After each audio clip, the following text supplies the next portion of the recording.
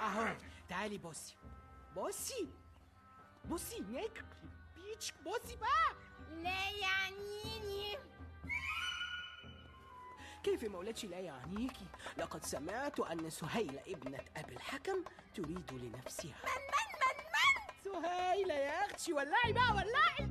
تلك الممسوسة عود الخيزران الناشف. هي بقى أنا اللي مالكيش صباع في حضرتك. بقولك إيه، ما تيجي يا مولاتي بصي بصة. بص إلى من؟ إلى البطل، أهو جاي هناك أهو بصي.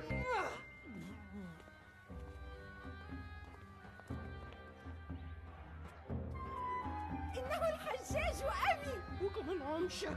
نحن لا نتحدث عن أبيك، بل عن ذلك الشاب الجميل الفاتن إلى جوارك. خلاص رأيته. من هو؟ العريس. عريس من؟ عريسك يا أم 44. ابن عمك، هو أولى بك وأنت أولى به. قيس المجنون بك وبجمالك يا مولاتي، رديه واتركيه يعمل على شعرك 3 شهور. إنه لا ينام الليل من حبك. هو قيس وأنت ليلى. ولكن قد قد ماذا بقى؟ قد ماذا؟ لا يعجبه قوامي.